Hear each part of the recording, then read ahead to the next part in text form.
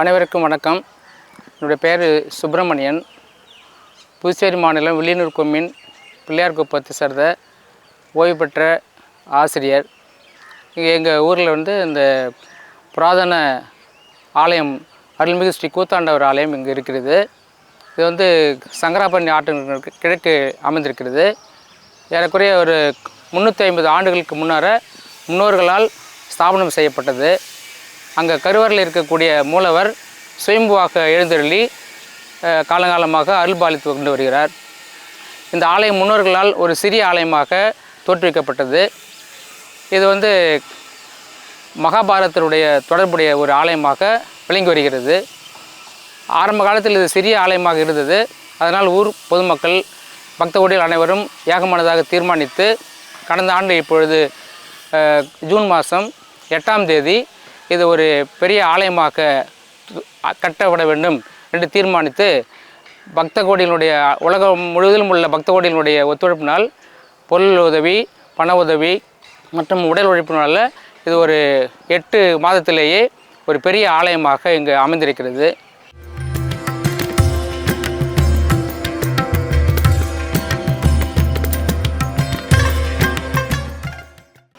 இப்பொழுது இந்த ஆலயமானது மகாபாரதத்தில் உள்ள கிருஷ்ண பரமாத்மா முக்கியமாக இதில் தொடர்புடையவராக இருக்கிறார். அவர் மகாபாரதத்தில் இந்த களப்பலியை இடுவதற்கு யாரை முன்னிற்கலாம் என்று சொல்லும் பொழுது 32 லட்சணங்கள் பொருந்தியவர் யார் என்று பார்க்கும்பொழுது பகவான் அவர்களே அரவான் என்று சொல்லக்கூடிய ஸ்ரீ கூத்தாண்ட பெருமானை முன்மொழிகிறார். கூத்தாண்ட பெருமான் தாமாகவே நான் களபலி இடுவதற்கு தயாராக இருக்கிறேன் என்று சொல்லுகிறார். அந்த கூத்தாண்டர் என்று சொல்லக்கூடிய அரவான் அவர்கள் அர்ஜுனனுக்கும் நாககண்ணிக்கும் மகனாக பிறந்தவர். அவருக்கு கிருஷ்ண பரமாத்மா அவர்கள் உங்களுக்கு ஏதேனும் அபிலாஷைகள் இருக்கிறதா என்று கேட்கும்போது நான் ஒரு திருமணம் செய்து கொள்வதற்கு எனக்கு ஆசை இருக்கிறது மாமா என்று அவர் சொல்லுகிறார். அப்பொழுது மறுநாள் களபலி இட போகின்றவருக்கு யார் இந்த உலகத்தில் பெண் தருவார்கள் என்று சொல்லும்பொழுது கிருஷ்ண பரமாத்மா அவர்களே தாமாகவே மோகினி அவதாரம் எடுத்து அந்த கூத்தாண்ட பெருமானை திருக்கல்யாணம் செய்து கொள்கிறார். இந்த வைபவம் தான் ஒவ்வொரு ஆண்டும் இந்த ஆலயத்தில் சித்திரா பௌர்ணமி அன்று மிக சிறப்பாக நடைபெறுகிறது.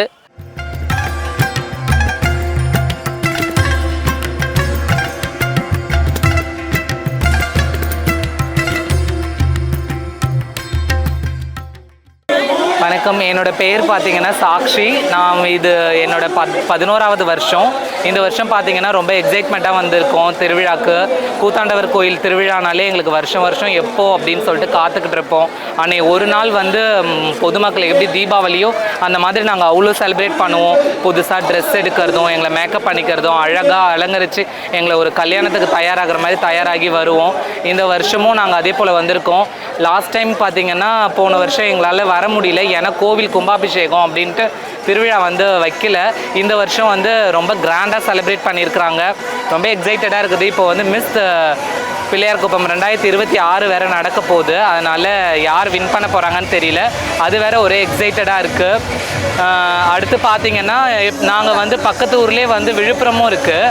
அங்கே போக மாட்டோம். நாங்கள் புதுச்சேரியிலே பிறந்து இங்கே இருக்கிறதுனால எங்களுக்கு திருவிழா இங்கேயே நடக்கிறதுனால நாங்கள் எல்லாருமே இங்கே தான் இங்கே செலிப்ரேட் பண்ணுவோம். ஏன்னா ரெண்டுமே ஒரே நாள்லேயே நடக்கிறதுனால நாங்கள் அங்கே போக மாட்டோம். எப்பயுமே வருஷம் இங்கே கூத்தாண்டவரை வேண்டி எங்கள் ஐயனுக்காக வேண்டி ஒரு தாலி கட்டி அறுத்து எங்களுடைய சந்தோஷத்தை வெளிப்படுத்திக்குவோம். இந்த வருஷம் ரொம்ப சந்தோஷமாக இருக்குது.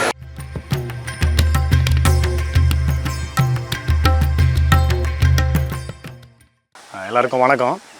என்னுடைய பேர் சதீஷ்குமார். இந்த கோயிலுடைய நம்ம கூத்தாண்டவர் கோவில் பிள்ளையார்குப்பத்தினுடைய நிர்வாக அதிகாரியாக இருக்கேன். இப்போ பார்த்திங்கன்னா இந்த கோயில் பொதுவாக வெளியில் இது திருநங்கைகளுக்கான கோவில், அவங்க மட்டும் தான் இந்த திருவிழாவுக்கு வருவாங்க. இன்க்ளூடிங் நானும் அப்படி தான் நினச்சிட்டு இருந்தேன். இந்த கோயிலுக்கு இந்த பொறுப்புக்கு வர்றதுக்கு முன்னாடி நானும் இந்த இது ஒரு பொதுவாக வெளியில் கூட நம்ம பேச்சு வழக்கில் பிள்ளையார்குப்பம்னாலே திருநங்கைகளுக்கான கோவில் தான் அது அப்படின்ற பேச்சு வழக்கு இருக்குது. இருந்தாலும் நான் இங்கே பிறகு எனக்கே நிறைய புரிதல்கள் அதுக்கப்புறம் தான் வர ஆரம்பிச்சிது. இந்த கோயிலில் திருநங்கைகள் மட்டும் இல்லை, ஆண்களும் பெருமளவில். இப்போ ஒரு எடுத்துக்காட்டுக்கு பார்த்தோம் அப்படின்னா, குறைஞ்சது ஒவ்வொரு திருவிழாவுக்கும் நம்ம கோயிலில் பார்த்திங்க அப்படின்னா ஒரு 2000லேருந்து 3000 பேர் தாலி கட்டிப்பாங்க. அதில் பார்த்தோம் அப்படின்னா ஒரு 200-300 பேர் கூட திருநங்கைகளாக இருக்கிறதுக்கான வாய்ப்பு கம்மி, அதோட குறைவாக தான் இருப்பாங்க. ஆண்கள் தான் பெருமளவில் இங்கே வந்து வேண்டுதலை நிறைவேற்றி தாலி கட்டிக்கிறாங்க. கிட்டத்தட்ட ஒரு 2000 பேருக்கு மேலே நம்ம பிள்ளையார்குப்பம் சுற்று வட்டத்தில் இருக்கக்கூடிய கிராமத்தில் இருக்கவங்க, புதுச்சேரி நகரத்தில் இருக்கவங்க கூட இங்கே வந்து இன்றைக்கும் தங்களுடைய வேண்டுதலுக்காக தாலி கட்டிக்கிறாங்க. இந்த கோயில் பார்த்தோம் அப்படின்னா முக்கியமாக வந்து ஒரு பரிகார ஸ்தலமாக இருக்குது நம்ம பாண்டிச்சேரியில்.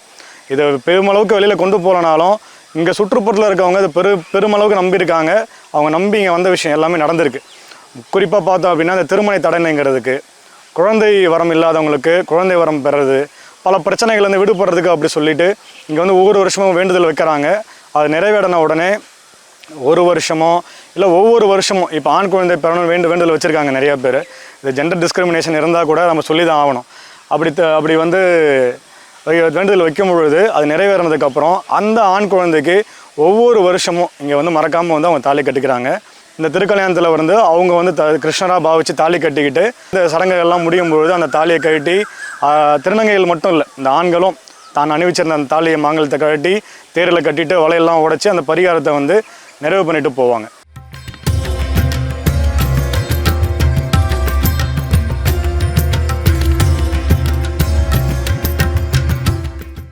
எல்லாருக்கும் வணக்கம். என் பேர் வந்து பரணிகா.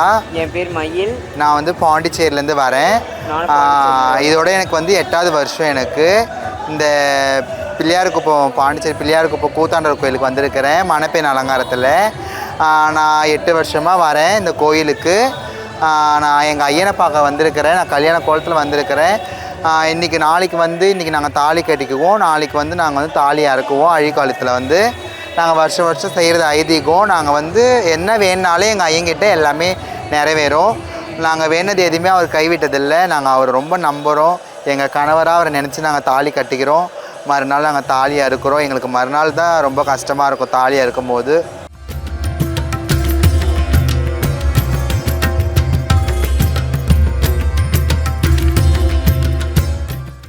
என் பேர் கலைவாணன். நான் வந்து குனிச்சம்பட்டிலேருந்து வரேன். இந்த பிள்ளையார்குப்பம் கூத்தாண்டவர் கோயிலுக்கு நாங்கள் வந்து வருஷம் வந்து தாலி கட்டிக்குவோம். இது எங்கள் அம்மா வந்து 10th படிக்குள்ளே நான் நல்ல மாதிரியாக மார்க் எடுக்கணும் அப்படின்னு சொல்லிட்டு வேண்டின்னு கட்ட சொன்னாங்க. சரி அப்படின்னு சொல்லிட்டு அதுக்கப்புறம் கட்டினோன்னு நல்ல மாதிரி மார்க் எடுத்தேன். காலேஜ் படிச்சுட்டு அப்புறம் வீட்டுக்கு எந்த இதுவும் இல்லாமல் நல்ல மாதிரியாக இருக்கணும்னு சொல்லிட்டு வருஷம் வேண்டி நடப்போம். எனக்கு மனசுக்கு நல்லது நடக்குது. அதனால் நான் வருஷம் வந்து தாலி கட்டிக்கிறது எங்களுக்கு வழக்கம். எந்த குறையும் இல்லாமல் நல்ல முறையாக வச்சுருக்கிறாரு. நான் வளையல் போட்டுருந்தேன், தாலி கட்டிக்கிட்டு வருஷம் தான் சாமி கட்டி கொடுக்கணும். அடுத்த நாள் காலையில் வரைக்கும் இருக்கும். அடுத்த நாள் சாயங்காலம் 5 மணி வரைக்கும் எழுவலம் வரைக்கும் தாலி கட்டி நிற்போம். அதுக்கப்புறம் உடைச்சிட்டு அதுக்கப்புறம் நம்ம போயிடுவோம்.